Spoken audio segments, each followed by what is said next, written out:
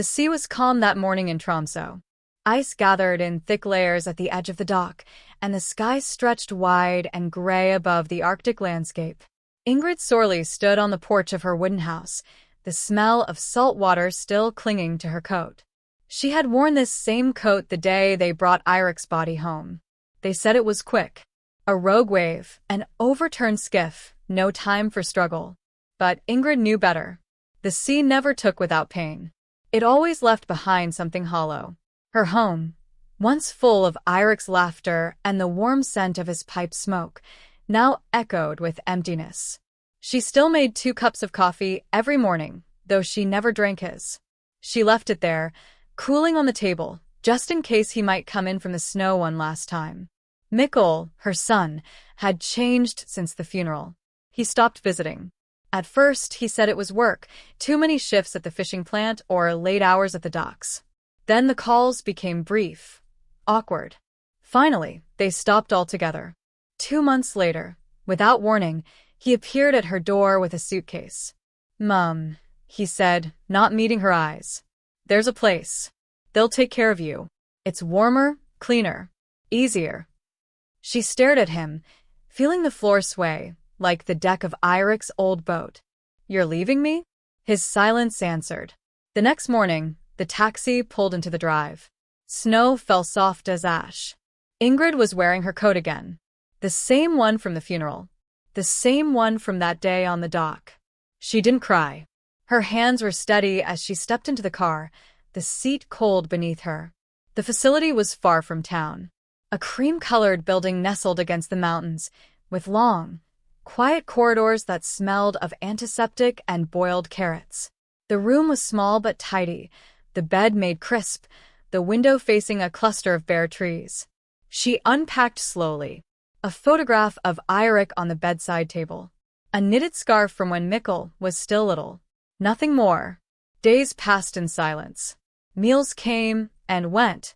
Staff were polite but distant. Other residents rarely spoke. Outside, the wind howled through the birches like a warning. One night, Ingrid sat by the window, staring into the dark. She didn't notice the girl in the hallway at first. A young nurse, perhaps, or a volunteer, quiet, with a notebook in hand and eyes too sharp to be idle. Their eyes met. The girl smiled. Ingrid turned back to the window. But some thread of curiosity had been pulled. And in the stillness of that long, dark night, something began to shift. The girl introduced herself on a Tuesday morning. Her name was Elise. She wasn't a nurse, but a volunteer from the university, studying geriatric psychology, she said. She visited once a week. Most residents ignored her, but she always left notes behind. Observations, perhaps. Or stories no one would ever read. Ingrid watched her from a distance. There was something unsettling about Elise's attention. It wasn't pity, nor was it charity. It was closer to hunger. One afternoon, Elise sat down uninvited across from Ingrid during tea. "You don't speak much," she said matter-of-fact. Ingrid sipped her lukewarm tea. "Nothing worth saying." "I disagree." Elise flipped open her notebook. "You're Ingrid Sorley, widow of Eirik Sorley, trawlboat captain, mother of Mikkel. He doesn't visit, does he?" The words landed like stones in the room.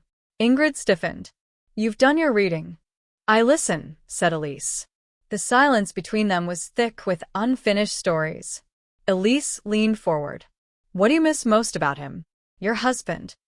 Ingrid's fingers tightened around the mug. She wanted to tell her nothing, to retreat, but her voice betrayed her. "He used to sing when no one was listening." Elise smiled.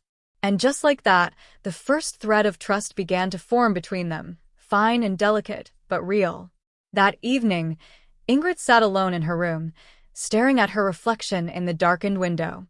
For the first time in months, she felt noticed. Not managed. Not scheduled. Seen. But trust, she would soon learn, comes at a cost. Winter deepened. Outside, the landscape blurred into shades of white and gray. Life at the facility became mechanical. Wake, wash, eat, wait, sleep. But every Wednesday, Elise returned. Always with the notebook. Always with questions. Sometimes she asked about Eirik, sometimes about Mikkel. Other times, she just observed, pen moving soundlessly. Ingrid began to talk. Not much at first. A memory here. A detail there. Like feeding crumbs to a stray bird. One afternoon after their talk, Ingrid took a walk outside. Unusual for her. The snow was light. She passed the birch trees and followed the path toward the edge of the woods behind the facility. There, half buried in ice, lay a glove. A man's glove. Brown leather. Worn at the fingertips. She bent down, brushing it off. It looked exactly like Eirik's. The stitching on the wrist. The small tear at the thumb. She turned quickly, scanning the treeline. Nothing.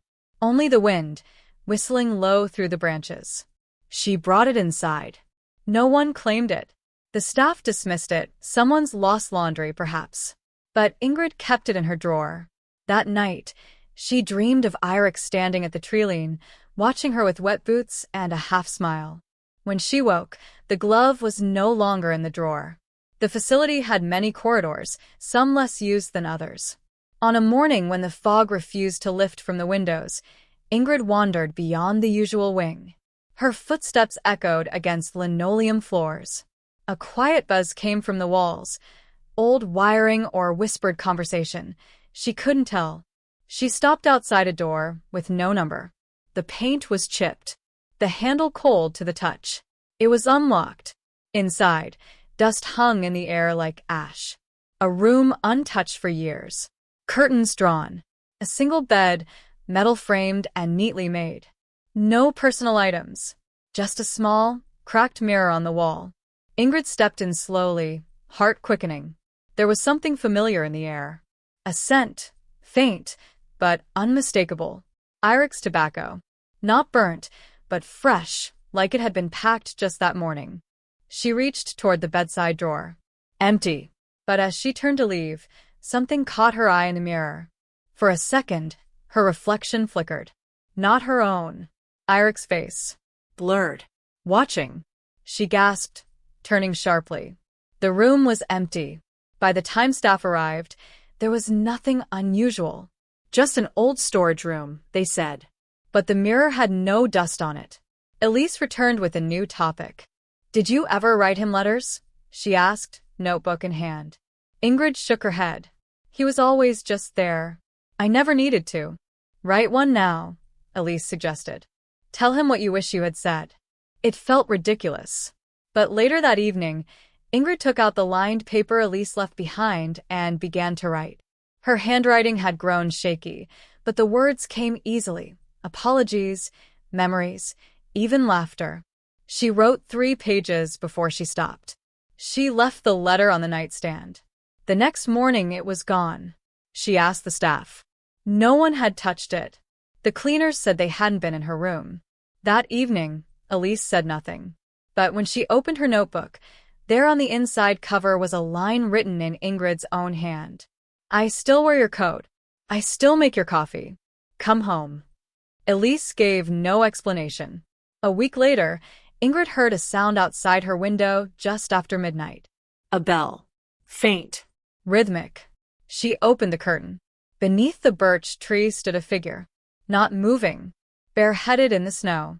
She couldn't see his face, but the stance, broad shoulders, hands behind the back, it was too familiar. She ran to the door. Down the hall. Out into the cold. But there was no one there. Only footprints in the snow. Heavy boots. Leading away from the window and into the woods. She followed. The moon was full and silver. The path curved. The bell continued. Then it stopped. Ahead, half buried in snow, hung a rope with a small brass bell. It swung gently on a tree branch. She reached out, touched it. The world went silent. And then she heard her name. Once. Whispered. When she returned to her room, the footprints had vanished. The next time they met, Elise was different. Paler. Jittery. She sat down without opening her notebook. I saw someone, she whispered. Outside your window.